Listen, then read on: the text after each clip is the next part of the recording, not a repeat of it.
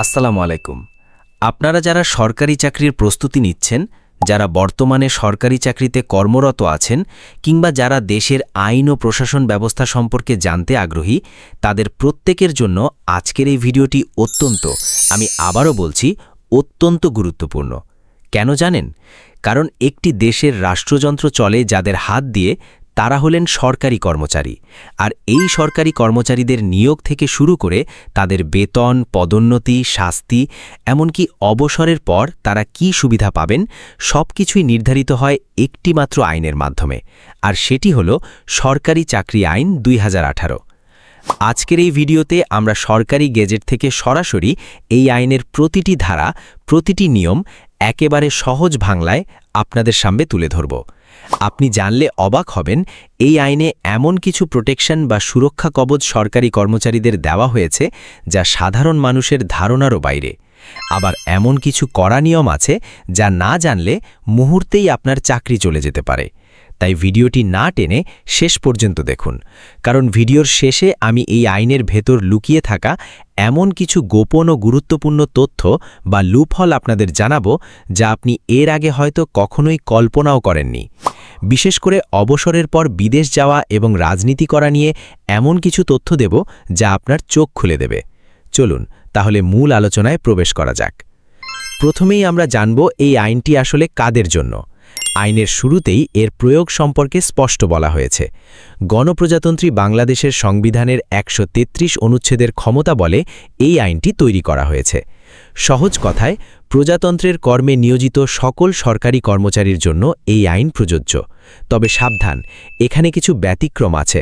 সবাই কিন্তু এই আইনের আওতায় পড়বেন না। যেমন সংবিধান দ্বারা সৃষ্ট কোনো পদের ব্যক্তি, সুপ্রিম কোর্টের বিচারপতি, নির্বাচন কমিশন এবং প্রতিরক্ষা কর্মবিভাগ অর্থাৎ সেনাবাহিনী, নৌবাহিনী বা বিমান বাহিনীর সদস্যরা এই আইনের বাইরে থাকবেন। এমনকি পুলিশ বা অন্যান্য শৃঙ্খল বাহিনীও আলাদা আইনের দ্বারা পরিচালিত হয়। তবে তাদের ক্ষেত্রে এই আইনের কিছু কিছু বিধান কার্যকর হতে পারে। এবার আসা যাক নিয়োগ ও পদোন্নতি প্রসঙ্গে, যা আপনাদের অনেকেরই আগ্রহের কেন্দ্রবিন্দু। এই আইনের ৭ নম্বর ধারায় স্পষ্টভাবে বলা হয়েছে, সরকারি চাকরিতে নিয়োগের প্রধান ভিত্তি হবে মেধা ও উন্মুক্ত প্রতিযোগিতা, অর্থাৎ মেধার ভিত্তিতেই আপনাকে চাকরি পেতে হবে। তবে হ্যাঁ, সংবিধানের ২৯(৩) অনুচ্ছেদ অনুযায়ী সরকার চাইলে অনগ্রসর শ্রেণীর জন্য বিশেষ কোটা বা ব্যবস্থা রাখতে পারে।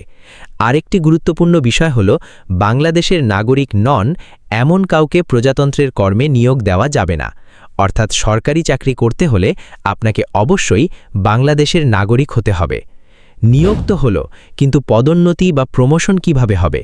এখানে আইনের ৮ নম্বর ধারায় বলা হয়েছে, শুধুমাত্র জ্যেষ্ঠতা বা সিনিয়রিটি থাকলেই পদোন্নতি পাওয়া যাবে না। পদোন্নতির জন্য সততা, মেধা, দক্ষতা এবং জ্যেষ্ঠতা এই সবগুলোর সমন্বয় থাকতে হবে। অর্থাৎ আপনি অনেক বছর চাকরি করলেই যে অটোমেটিক প্রমোশন পাবেন, বিষয়টি এমন নয়। আপনার কাজের মূল্যায়ন বা এসিআর এখানে বড় ভূমিকা রাখবে। এখন কথা বলবো সরকারি কর্মচারীদের বদলি ও পদায়ন নিয়ে।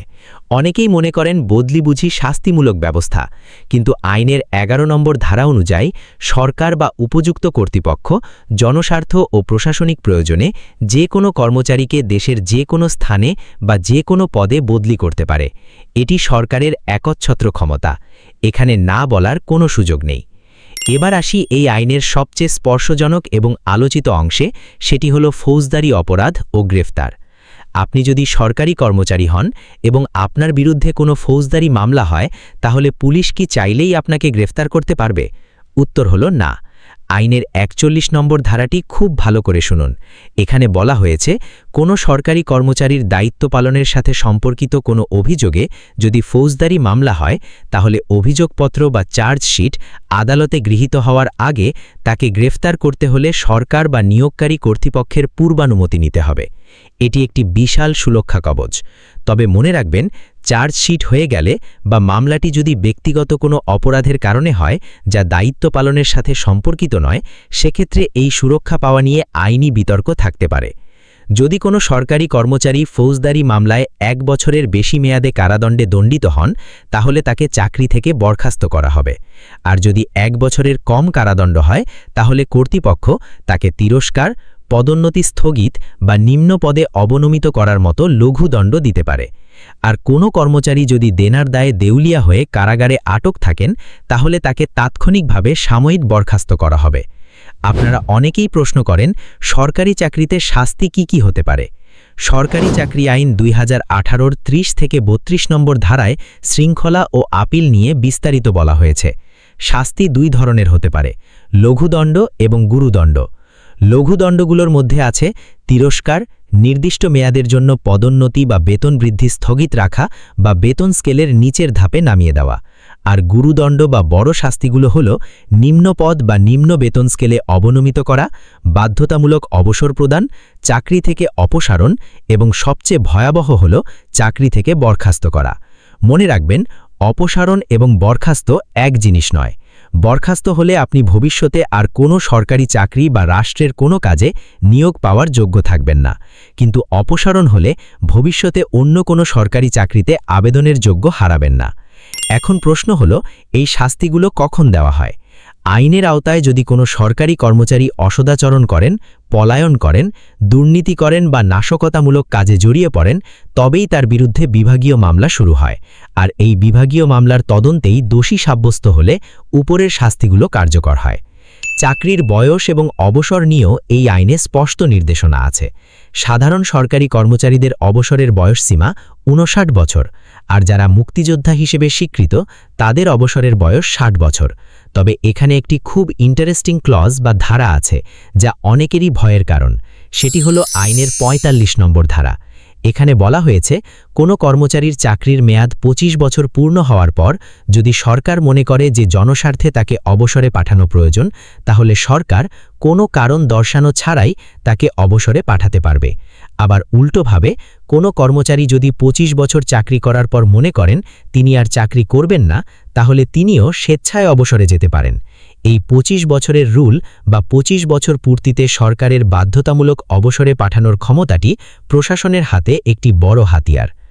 সরকারি কর্মচারীদের বেতন, ভাতা এবং অন্যান্য সুবিধা নিয়ে এই আইনের 5ম অধ্যায়ে বলা হয়েছে। সরকার গেজেট বিজ্ঞপ্তির মাধ্যমে বেতন স্কেল নির্ধারণ করবে। এর বাইরেও উৎসব ভাতা, শ্রান্তি বিনোদন ছুটি এবং চিকিৎসার সুবিধার কথা বলা হয়েছে। আরেকটি চমৎকার বিষয় হল লিয়েন। আপনারা হয়তো লিয়েন শব্দটি শুনেছেন। চাকরিরত অবস্থায় অন্য কোনো সংস্থা বা বিদেশে চাকরি করার অনুমতি হল লিয়েন। তবে এটি অধিকার হিসেবে দাবি করা যাবে না। সরকার জনস্বার্থে এটি অনুমোদন করতে পারে বা নাও করতে পারে। সরকারি কর্মচারীদের আচরণের ক্ষেত্রেও কিছু কড়াকড়ি আছে। আপনি সরকারি কর্মচারী হয়ে বিদেশি কোনো রাষ্ট্রের নাগরিকত্ব গ্রহণ করতে পারবেন না। যদি কেউ তা করেন, তাহলে আইনের 41 এবং 42 ধারা অনুযায়ী তার চাকরি থাকার কোনো সুযোগ নেই। তাকে অপসারণ বা বরখাস্ত করা হবে। এমনকি কোনো বিদেশি রাষ্ট্র বা সংস্থার কাছ থেকে কোনো পদক বা সম্মাননা নিতে হলেও রাষ্ট্রপতির অনুমতি লাগবে। এখন আমি আপনাদের শোনাব এই আইনের খুব গুরুত্বপূর্ণ একটি অধ্যায়, যা হলো কল্যাণমূলক ব্যবস্থা। সরকার তার কর্মচারীদের কল্যাণের জন্য অনুদান, চিকিৎসা সুবিধা, সন্তানের শিক্ষা সহায়তা এবং গৃহ নির্মাণ ঋণের ব্যবস্থা করবে। এমনকি কর্মরত অবস্থায় কোনো কর্মচারী যদি মারা যায় বা গুরুতর আহত হয়, তাহলে তার পরিবারকে আর্থিক সহায়তা দেওয়ার বিধান এই আইনে রাখা হয়েছে। এটি অবশ্যই একটি ইতিবাচক দিক। প্রিয় দর্শক, আমরা ভিডিওর শেষ দিকে চলে এসেছি। এখন সময় হয়েছে সেই প্রতিশ্রুত গোপন ও অত্যন্ত গুরুত্বপূর্ণ তথ্যগুলো আপনাদের জানানোর, যা আমি ভিডিওর শুরুতে বলেছিলাম। খুব মনোযোগ দিয়ে শুনুন, কারণ এই পয়েন্টগুলো সচরাচর কেউ আলোচনা করে না। প্রথম গোপন তথ্যটি হল আউটসোর্সিং এবং সরকারি দায়বদ্ধতা। এই আইনের 54 নম্বর ধারায় বলা হয়েছে, সরকার চাইলে আউটসোর্সিংয়ের মাধ্যমে সেবা গ্রহণ করতে পারে। কিন্তু এখানে চমকপ্রদ তথ্যটি হল, যারা আউটসোর্সিংয়ের মাধ্যমে কাজ করবেন, এই আইন স্পষ্টভাবে বলে দিয়েছে তারা কোনোভাবেই প্রজাতন্ত্রের কর্মে নিয়োজিত বলে গণ্য হবেন না। অর্থাৎ আপনি যদি আউটসোর্সিংয়ে সরকারি অফিসে কাজও করেন, তবুও আপনি এই আইনের কোনো সুরক্ষাই পাবেন না। না পেনশন, না গ্র্যাচুইটি, না স্থায়ী হওয়ার সুযোগ। এটি অনেকের জন্যই একটি দুঃসংবাদ হতে পারে, কিন্তু আইনটি এটাই বলছে। দ্বিতীয় গুরুত্বপূর্ণ তথ্যটি হল অবসরের পর বিদেশ যাওয়া ও চাকরি।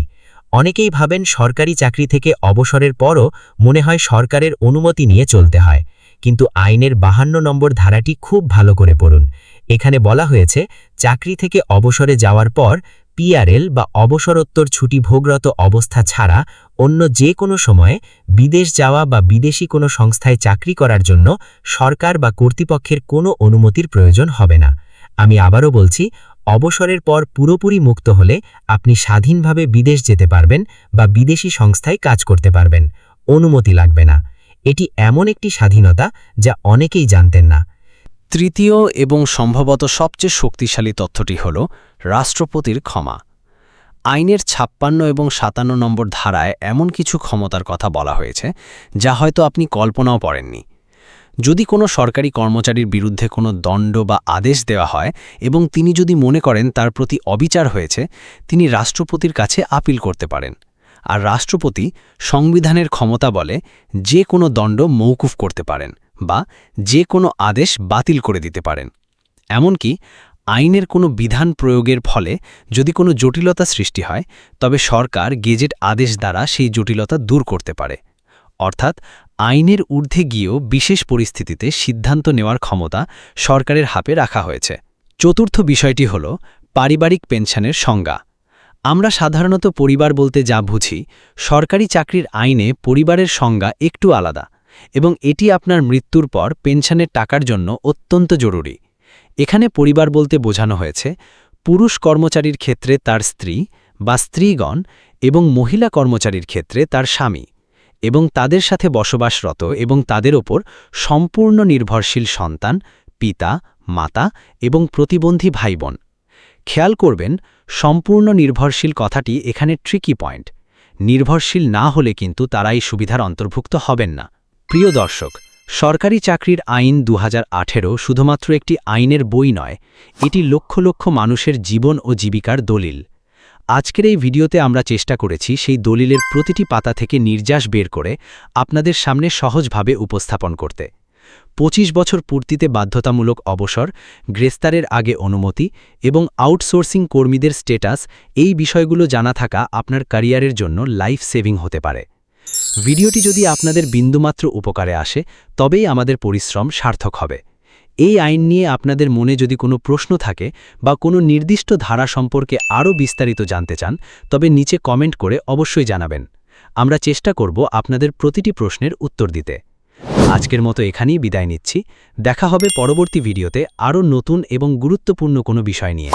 ততক্ষণ পর্যন্ত সবাই ভালো থাকুন, সুস্থ থাকুন এবং দেশের আইন মেনে চলুন। ধন্যবাদ।